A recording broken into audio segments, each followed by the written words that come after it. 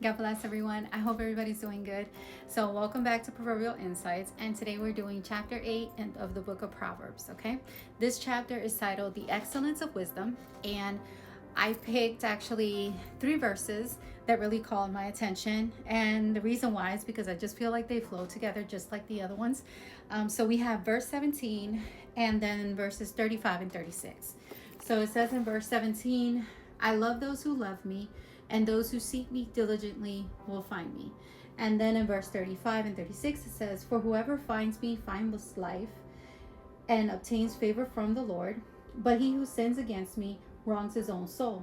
And all those who hate me love death. So, what I loved about this verse and what called my attention is just like us with our parents, right?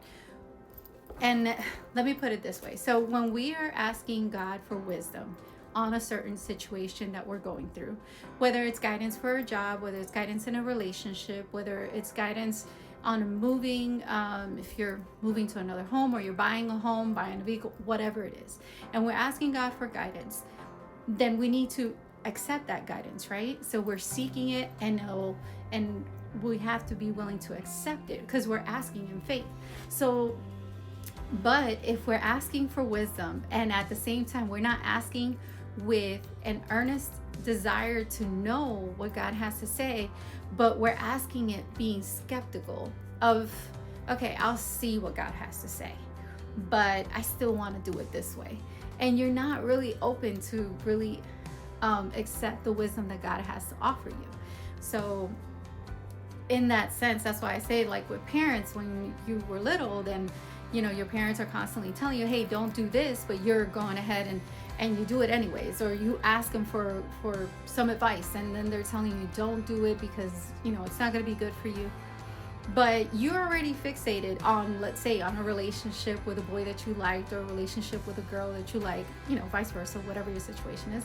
And so that's like, you're just not accepting it. You're not asking for that wisdom and true faith, okay? And that's why I went over to, in the book of James, chapter 1, verses 5 through 8, it says, if any of you lacks wisdom, let him ask of God, who gives to all liberally and without reproach, and it will be given to him. I love these verses. It says, but let him ask in faith, with no doubting, for he who doubts is like a wave of the sea, driven and tossed by the wind. For let not that man suppose that he will receive anything from the Lord. He is a double-minded man, unstable in all his ways. So if you're asking God for wisdom in a certain situation, you have to ask in faith and accept the wisdom that he gives you, accept the answer that he gives you. But if you're asking being skeptical and doubting while you're asking God for the wisdom and the guidance that you're needing, then you won't see anything come to fruition in your life. There won't be the situations that you're asked, the situations that you're trying to do, and ultimately on your own, it won't be blessed by God. You will end up doing harm to your own soul because you're not listening to the wisdom that God is offering to you, to the guidance that God is giving to you. This life is full of choices, and every choice has a consequence. So choose life, right?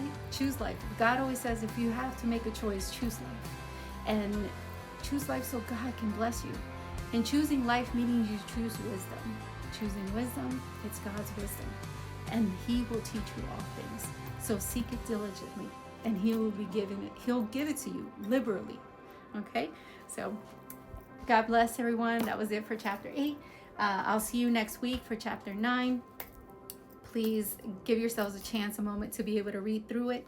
And I'll see you next week. God bless you.